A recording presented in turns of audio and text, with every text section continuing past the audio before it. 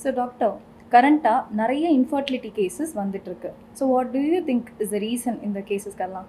கண்டிப்பாக ஒரு 20-30 இயர்ஸ்க்கு முன்னாடி இருக்கும்போதுக்கும் இப்போ வந்து நிறைய இன்ஃபர்டிலிட்டி கேசஸ் வந்து நம்மளால் வந்து பார்க்க முடியுது. ஸோ இதுக்கான மெயின் ரீசன் என்னன்னு பார்த்தீங்கன்னா ஏஜ். அதாவது அந்த காலத்தில் வந்து பார்த்திங்கன்னா ஒரு 20 இயர்ஸில் வந்து அவங்க கல்யாணம் பண்ணாங்க. அவங்களுக்கு வந்து ஒரு 21 இயர்ஸ் ஆர் 22 இயர்ஸில் வந்து பிளான் பண்ணுவாங்க. மேலும் வந்து பார்த்திங்கன்னா வந்து யங்கர் ஏஜஸ்லேயே அவங்களுக்கு வந்து மேரேஜஸ் ஆச்சு. ஆனால் இப்போ இருக்கிற சினாரியோவில் வந்து அது நம்மளுக்கு பாசிபிள் இல்லை. எஜுகேஷன், அதுக்கப்புறம் நம்மளோட கரியர் பெர்ஸ்பெக்டிவ் இதெல்லாம் பார்த்துட்டு நம்மளோட மேரேஜ் பண்ணுற அந்த ஏஜே வந்து அட்வான்ஸ்டாகிடுது. ஒரு 27, 28 வந்து ஃபீமேல் வந்து மேரேஜ் பண்ணுறாங்க. மேல் சைடில் இன்னுமே வந்து அட்வான்ஸ்டாக வந்து இருக்குது.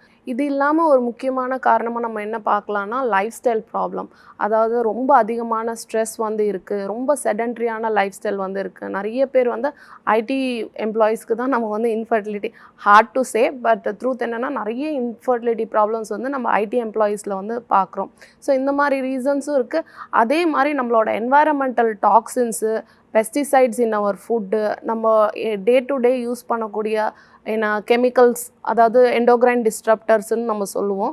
ஸோ அது வந்து பார்த்திங்கன்னா நம்ம யூஸ் பண்ணக்கூடிய பெர்ஃப்யூம்ஸில், நெயில் பாலிஷஸில், அந்த மாதிரி நம்ம அன்றாடம் பயன்படுத்தக்கூடிய நிறைய பொருளில் வந்து கெமிக்கல் எக்ஸ்போஷர்ன்றது வந்து நம்மளுக்கு ரொம்ப அதிகமாக இருக்குது. ஸோ இதனாலேயும் வந்து இன்ஃபர்டிலிட்டி வந்து காஸ் ஆகுன்றது ரீசன்ட் ரிசர்ச்சில் வந்து சொல்லியிருக்காங்க.